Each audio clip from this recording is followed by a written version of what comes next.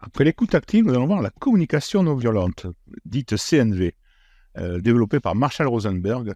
En fait, c'est une méthode de dialogue qui vise à créer des relations fondées sur l'empathie, la bienveillance et la clarté des besoins. Assertivité, présenter ses besoins sans entraîner de conflit, ou en tout cas avec le risque minimal d'entraîner un conflit. Elle repose sur un processus en 4 étapes et une posture intérieure tournée vers la coopération plutôt que le jugement. En fait, c'est un process de communication pour écouter l'autre sans violence verbale, ni émotionnelle, ni relationnelle. Elle cherche à établir une connexion authentique entre les interlocuteurs et, comme disait Marshall Rosenberg, les langages et les interactions qui renforcent notre aptitude à donner avec bienveillance et à inspirer aux autres le désir d'en faire autant.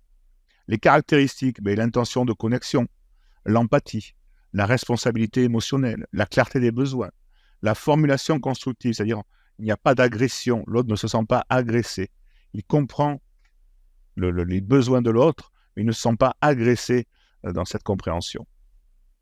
Le processus se développe en 4 étapes. Le premier, c'est l'observation. En fait, on décrit les faits sans jugement ni interprétation. C'est la base. Le deuxième, c'est le sentiment. On exprime ce qu'on ressent. Frustration, colère, tristesse, notre besoin, notre émotion, notre sentiment. Le troisième, c'est le besoin. Identifier le besoin derrière le sentiment. Souvent, d'ailleurs tout le temps, derrière un sentiment ou une émotion, il y a un besoin. Et quatrièmement, c'est la demande. Donc, formuler cette demande de manière claire et réalisable, sans employer le tu, en présentant plutôt un jeu qui permet de prendre sur soi.